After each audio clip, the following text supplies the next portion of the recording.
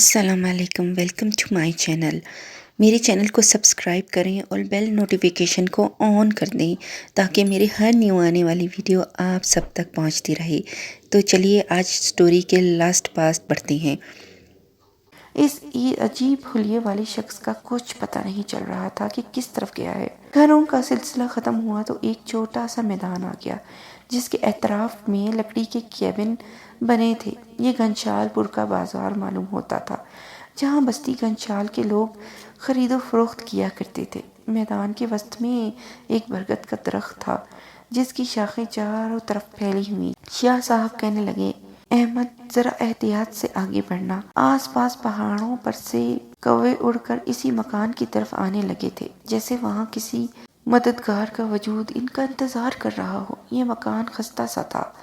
اس کی بیرونی دیوار مٹی میں لپٹی گئی تھی اور چھت بان کی لکڑی سے بنی تھی۔ دروازہ نام کی کوئی شے نہیں تھی۔ ایک بڑی سی کھڑکی تھی جو دروازے کا کام دے رہی تھی۔ روشنیاں مکان کے اندر ایک کمرے سے اٹھ رہی تھیں۔ ہم کمرے میں داخل ہوئے تو ہر طرف دھول مٹی اور دیواروں کے کونوں میں۔ شاہ صاحب نیچے اترے، ان کے پیچھے میں اترا۔ نیچے کو جاتا زینہ ایک بڑے ہال سے جا ملا۔ ہم اندر ہال میں نیچے پہنچے تو یہ دیکھ کر دنگ رہ گئے کہ وہ عجیب حلیے والا شخص وہی ہال میں ایک طرف بے سدھ لیٹا ہوا تھا اور اس کی سانسیں ایسی پھولی ہوئی تھی جیسے ابھی اس کی آنتیں پھٹ کر باہر آ جائیں۔ شاہ صاحب اس کے قریب گئے۔ اس نے نکاہت سے ہمیں دیکھا اور پھر گہری سانس لینے لگا۔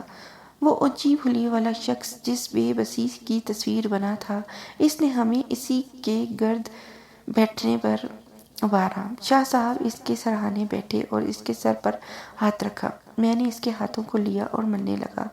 اس کے ہاتھ ٹھنڈے یخ ہو چکے تھے، برف کی مانند۔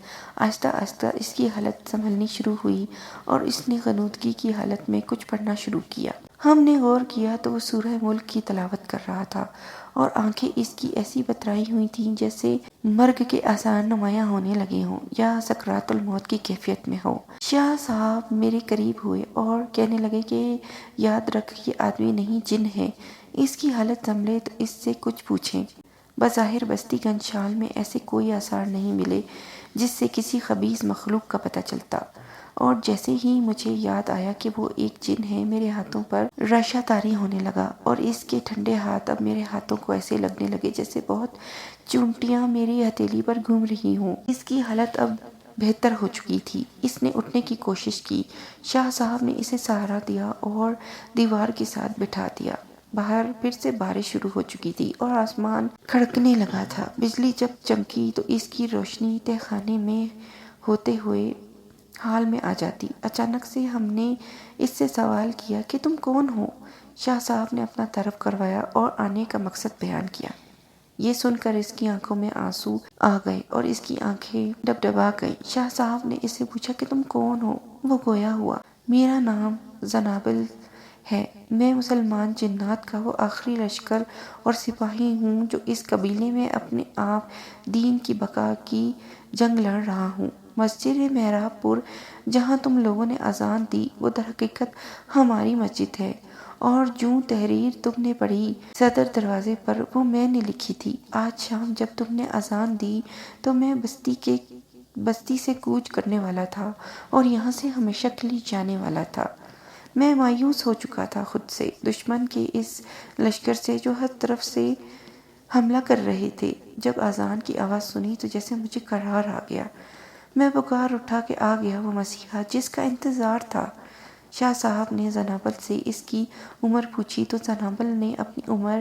شاہ صاحب نے جب اس ویرانے کا سبب پوچھا کہ یہاں کس نے اپنے پنجے گاڑے ہیں اور کہاں ہے تمہارے باقی لشکر، زنابل کے چہرے پر تاریکی سی چھا گئی اور اس کا چہرہ مدبھیڑ نہیں ہوئی۔ اور پھر ایک دن ہمارے قبیلے پر پرستوں کے قبیلے نے حملہ کر دیا۔ وہ تعداد میں زیادہ تھے لیکن ایمانی قوت میں ہم سے کئی نیچے تھے۔ ہم نے مقابلہ کیا اور آخرکار فخناس قبیلے کو شکست ہوئی۔ ہماری سردار کو مار دیا گیا اور اس کے تحت کو قبضہ میں لے لیا گیا۔ جو بچ گئی درد دربدر کیا رہ گیا میں، تو میں نے قسم کھائی تھی کہ جب تک جان میں جان ہے آتش پرستوں سے مقابلہ کرتا رہوں گا، جب تک میری جان نہ چلی جائے۔ آج کا دن میرا آخری تھا۔ میں مایوس ہو چکا تھا۔ کون سی اذیت ہے جو مجھے نہیں دی گئی، اور مجھے مجبور نہیں کیا گیا کہ میں یہاں سے ملک بدر ہو جاؤں۔ اور کل عصر کو میں نے رخصت سفر باندھا تھا کہ مجھے اذان سنائی دی، بستی میں، وہ بھی 40 سال بعد۔ لیکن جب ایمانی قوت زیادہ تھی تو وہ فخنار قبیلے کو شکست کیسے ہوئی؟ میں نے زنابل سے سوال کیا۔ شکست ایسی ہوئی کہ ہمارے ہی قبیلے کے کچھ لوگوں سے جا ملے تھے، جن میں ہمارے سردار کا بیٹا بھی شامل تھا اور شریک جرم تھا۔ آتش پرستوں کا یہ قبیلہ اب کہاں ہے؟ احمد شاہ صاحب نے سوال کیا۔ یہی آس پاس۔ ابھی چاند کی روشنی جب مدھم ہونے لگے تو یہ غارت پسند نکل آئیں گے پہاڑوں پر سے، اور بستی کا رخ کریں گے، جہاں انہیں ستانے کے لیے میں ہی ملا۔ آئندہ وہ تمہیں نہیں ستائیں گے زنابل، شاہ صاحب نے بڑے زنابل کو مخاطب کرتے ہوئے کہا، اور اتنے میں تاریکی چھانے لگی اور وہ تہہ خانے کے جھروکوں سے سیاہ سائے دکھائی دینے لگے۔ زنابل نے کہا، مہمانوں، وہ آ چکے ہیں بستی میں۔ تہہ خانے کی سیڑھی سے کوئی اندر آتا ہوا محسوس ہوا۔ اس کا لمبا سایہ ختم ہونے میں ہی نہیں آ رہا تھا، اور پھر وہ عفریت تہہ خانے میں اترا۔ اس کی بھیانک شکل بہلائے جانے کے قابل نہیں تھی۔ اس کے ہاتھ میں ایک گرز تھا جس پر لوہے کے کانٹے تھے۔ اس نے گرز گھمایا اور بنا دیکھے پھینک دیا جہاں زنابل کھڑا تھا۔ گرز زنابل کے قریب ہوا اور لٹو کی طرح گھومتا ہوا اس سے بھیانک شکل والی عفریت کو جا لگا۔ اس کے لگتے ہی وہ عفریت چیخنے لگے، اور اس کے ساتھ ایسا محسوس ہوا جیسے پوری بستی میں چیخ و پکار ہو رہی ہو۔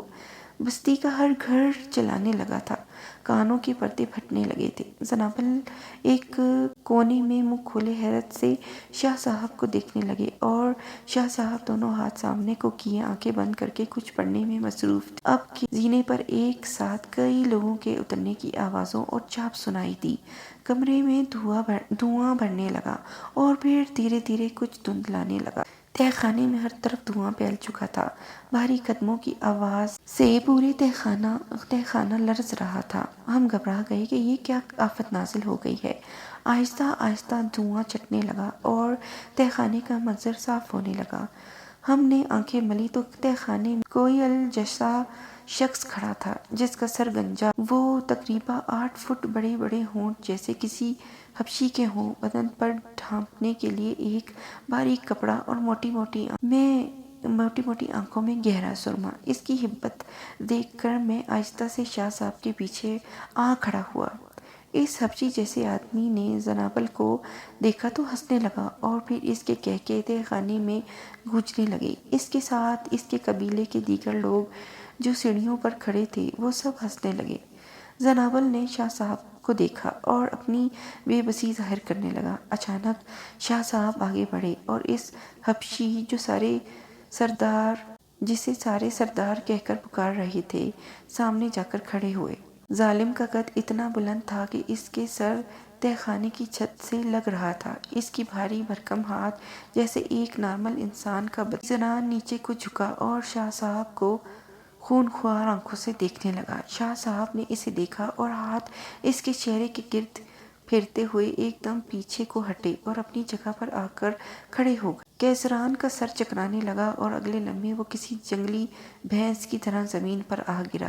اس کے گرتے ہی اس کے سپاہی ہماری طرف بڑھے اور گزروار گرنے لگے، لیکن ان کے وار خالی۔ کیسران اب تک یوں ہی پڑا تھا، اور اس کا کنویں جیسا پیٹ زور زور سے ہل رہا تھا، جیسے ابھی پھٹ کر اس کی آنتیں باہر آ جائیں گی۔ زنابل نے یہ منظر دیکھا تو وہ میرے پیچھے آ کھڑا ہوا اور میں شاہ صاحب کے پیچھے۔ اس دوران کیسران کو ہوش آیا اور وہ کھڑا ہوا اور کسی بدمست ہاتھی کی طرح کھڑا ہوا۔ وہ چیخا اپنے قبیلے پر اور فوراً تہہ خانے سے باہر نکل گیا۔ اس کے جاتے ہی اس کے سپاہی بھی فوراً باہر نکل گئے۔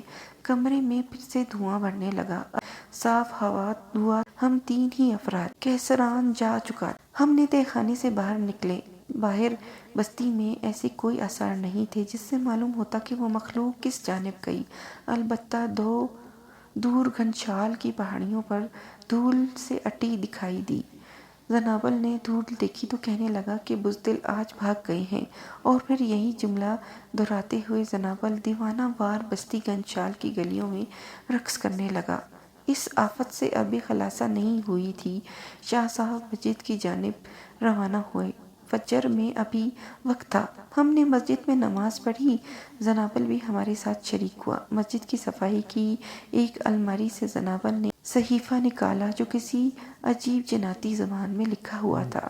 یہ نصیحت نامہ تھا ان کے کسی بزرگ کا۔ زنابل نے بڑی چاہ سے وہ صفحہ شاہ صاحب کو دیا۔ میری نگاہ اس صفحے پر پڑی تو وہ زبان میرے لیے اجنبی تھی۔ اس کا رسم الخط ایسا کہ سر کے ساتھ ساتھ آنکھیں چکرانے لگیں۔ شاہ صاحب نے وہ صحیفہ زنابل کی اجازت سے اپنے تھیلے میں رکھا، تلاوت کرنے بیٹھ گئے۔ باہر بستی میں بارش کے بعد منظر سہانا ہو چکا تھا۔ ایسا لگ رہا تھا جیسے ٹوٹے ہوئے دل ملنے کو ہیں اور باہر آنے کو ہیں۔ رات کے کس پہر میری آنکھ کھلی، کیا دیکھتا ہوں کہ شاہ صاحب اور زنابل تہجد کے لیے مسجد کے صحن میں کھڑے ہیں۔ شاہ صاحب کی پرسوز آواز سماں باندھے ہے۔ شاہ صاحب جب ہچکی لیتے تو زنابل کی بدن پر کپکپی طاری ہوتی۔ تلاوت کے دوران ہی میری آنکھ کھلی۔ مجھے اپنے آپ پر شرمندگی ہونے لگی کہ انہیں توفیق مل گئی لیکن مجھے نہ مل سکی۔ فجر میں ابھی کچھ وقت تھا۔ موسم خنک ہو چکا تھا۔ میں اور ٹھنڈی ہوا مسجد میں رقص کرنے لگی تھی۔ میں اٹھا اور دیوار کے سہارے بیٹھ کر زنابل کو دیکھنے لگا۔ یہ دیوانہ مجنوں جن جس کا قبیلہ جا چکا تھا بالکل معصوم اور بچوں جیسا تھا۔ اس کے ذہن میں ایک بات بیٹھ گئی تھی کہ شکست تسلیم نہیں کرنی اور مہراب پور کی مسجد کو چھوڑ کر نہیں جانا، اور یہ بات بڑے بڑے عقل مند کو سمجھ نہیں آئی، مجنون جن کو آ گئی تھی۔ شاہ صاحب تلاوت کرتے کرتے جب اس آیت پر پہنچے، اور لڑو ان کفار سے یہاں تک کہ فتح کچھ باقی نہ رہے اور دین اللہ ہی کے لیے تو ہے، زنابل کی سسکیاں بلند ہونے لگیں اور اس کے ساتھ مسجد میں ایسا سماں باندھا جیسے محراب در و دیوار تک رو رہے ہوں۔ جانے کب تک وہ دونوں بارگاہ الہی میں یوں سر جھکائے کھڑے رہے۔ میرے کندھے پر کسی نے ہاتھ رکھا۔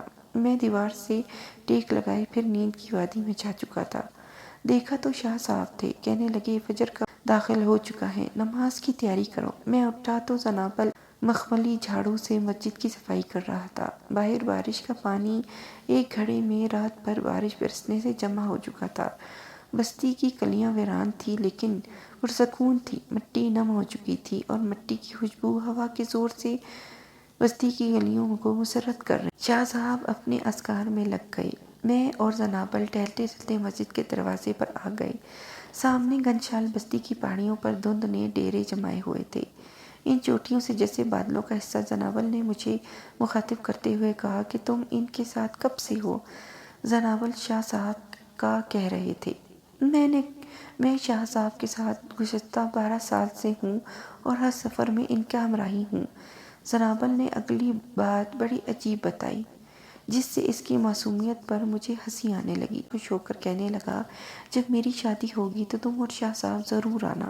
اتنے میں شاہ صاحب باہر آئے اور زنابل سے کہنے لگے کہ پہاڑیوں پر سے یہ دھند کب؟ زنابل نے آسمان کو دیکھا اور کہا کہ بس کچھ دیر میں ہٹنے والی ہے۔